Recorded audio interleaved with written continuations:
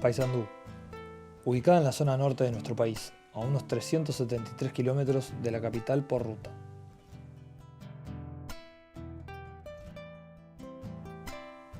Su implantación tiene motivos estratégicos, ya que con su cualidad como ciudad portuaria fue un punto clave para el comercio con los países vecinos, utilizando como herramienta el río Uruguay. Esta fue en sus orígenes una ciudad colonial, conformada por una cuadrícula en damero, teniendo un eje central este-oeste, una plaza principal, una catedral y el puerto.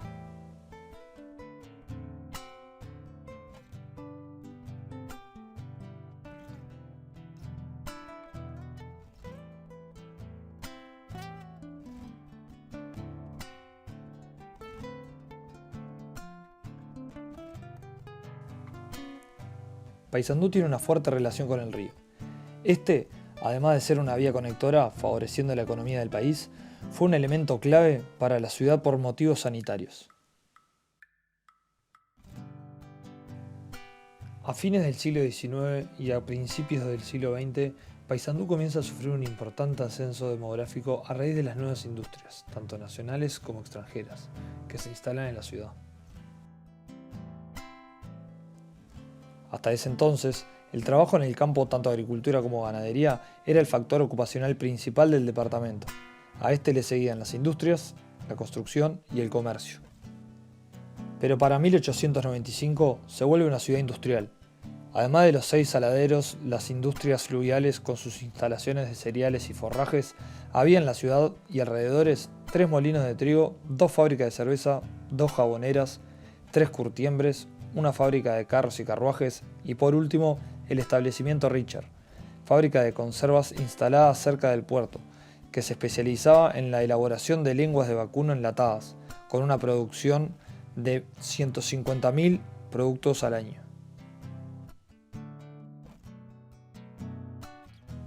Con el fin de planificar y controlar todos estos cambios abruptos, por iniciativa del municipio de la ciudad, nace el plan regulador del arquitecto Julio Vilamajó, quien traería una propuesta de urbanización moderna, cargada de ideas influenciadas por Le Corbusier. Vilamajó desarrolló su plan en base a 4 actividades básicas: circular, trabajar, habitar y recrear. En lo que se refiere a la primera, planificó una vía periférica alternativa, llamada Parkway, para una mejor circulación en la ciudad. Además, facilitaría el paso del tránsito pesado, de manera directa hacia las industrias y hacia el puerto. Esto libera el eje principal de la ciudad, evitando congestiones en zonas más densas, ya que hasta el momento era la única manera de llegar hacia el puerto.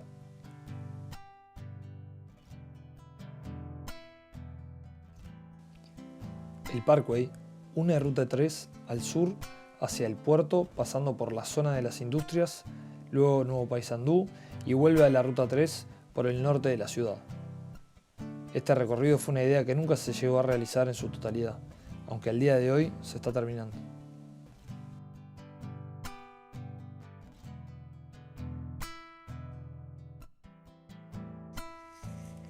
Por otra parte, el plan transforma la avenida Zorrilla de San Martín en la principal vía de circulación transversal, a modo de impulsar el crecimiento de la ciudad de norte a sur, sin invadir la Ruta 3. Esta, además, se comunica con el Parkway. Para la ubicación de la vía férrea, se propuso construir un trébol, con el objetivo de solucionar el cruce de circulaciones de rutas 3 y 90 y la del ferrocarril. En el proyecto se preveía la instalación de vías férreas por encima de la carretera, ya que la topografía lo permitía. En la realidad, solo se realizó medio trébol.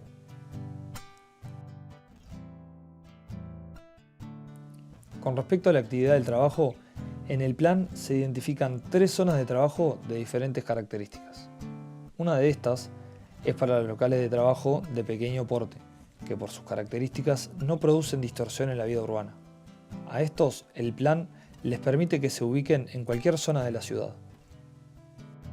La segunda es para barracas aceiteras, a las cuales se les indica una zona en las que se agruparán las nuevas y las ya existentes.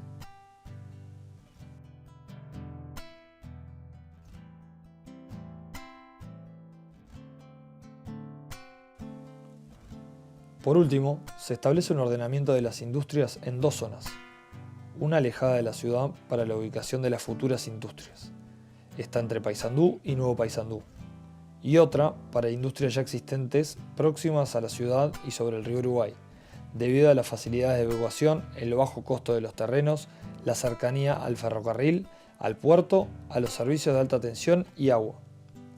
Frente a este problema, el plan aísla la zona de la ciudad por medio de una franja arbolada y exigiendo retiros.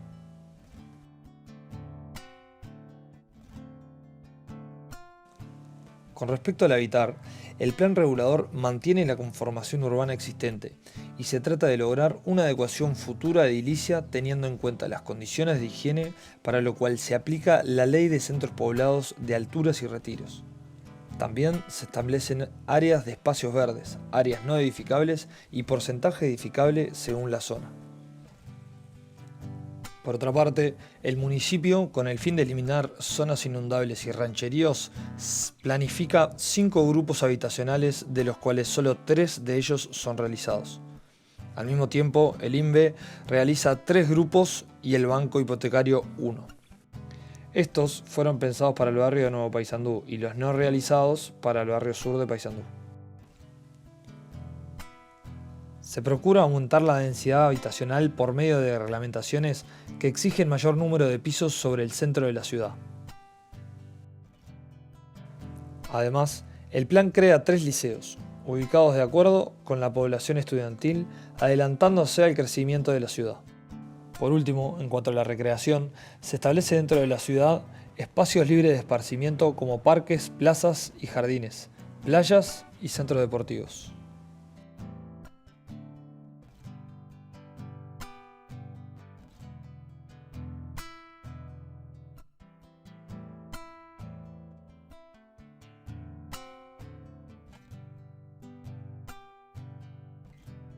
En cuanto a la arquitectura de Paysandú, dividiremos a la misma en 2 etapas. La primera está comprendida entre los años 1946 y 1954. Uno de los ejemplos más representativos con que iniciaremos esta etapa es la Casa Bacaro, obra de 1950 de los arquitectos Viñola y Garracino. Está asociada al impacto local del primer empuje moderno, porque asimila lo nuevo con discreción, respetando el entorno antiguo. Esta obra ambigua o híbrida logra insertarse con acierto en el tejido urbano. La casa se trata de una interacción entre un volumen bajo y un volumen alto. Los arquitectos, de esta manera, logran la articulación entre la verticalidad de la fachada ecléctica con la horizontalidad de la intervención moderna. Se desarrolla un volumen cuya horizontalidad se ve reflejada por una franja modulada según una trama de forma cuadrada y delineada mediante 2 elementos que ya se encontraban definidos en el volumen articulador que se puede apreciar sobre la calle 33. El plano cornisa a nivel del dintel y el antepecho que apenas sobresale del plano de fachada. El edificio en las calles 18 de Julio y Montevideo fue construido en el año 1956 y fue diseñado por el arquitecto Miguel Ángel Canale. Este es un edificio de 6 niveles, cuyo objetivo fue destinarlo para la sede de la Caja Nacional.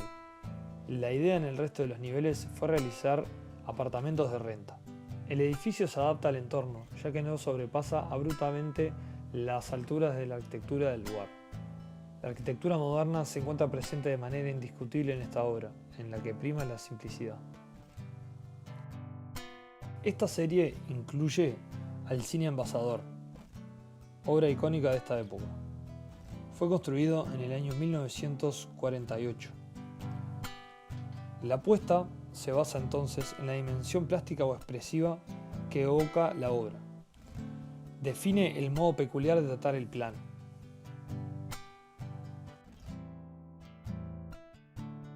Esto se puede ver claramente en los huecos llenos y vacíos y en la textura de su fachada. Esta primera etapa tuvo como resultado ser un amortiguador entre la segunda etapa y las obras antiguas. Es decir, los arquitectos buscaban insertar lo nuevo en el tejido urbano de manera discreta y sin romper mucho con los estilos antiguos. Para hablar de la segunda etapa de la arquitectura de Paysandú, empezaremos hablando de la Casa Bernengo. Esta casa fue construida en 1955 por el arquitecto Viñola. Podemos ver en la arquitectura de esta segunda etapa cómo las casas comienzan a tener una notoria distinción en el tejido urbano. De 2 plantas con una gran terraza que acompaña el ancho de la vivienda. Está conformada por formas puras, destacándose la horizontalidad acompañada de la verticalidad. Podemos ver en su fachada la utilización de nuevos materiales que no se veían antes. Materiales tales como la madera, la piedra laja, el vidrio, hierro y el grés.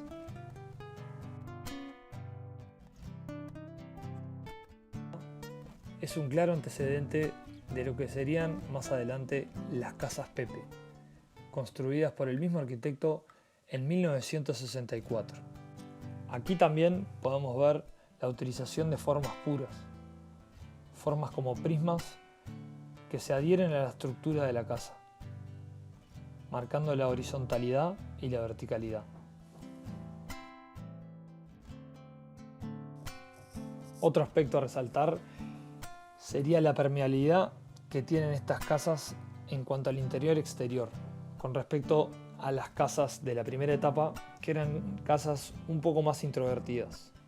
Además, el arquitecto enfatiza la horizontalidad de las losas que van de medianera a medianera con una distinción cromática, diferenciando los elementos horizontales de los verticales.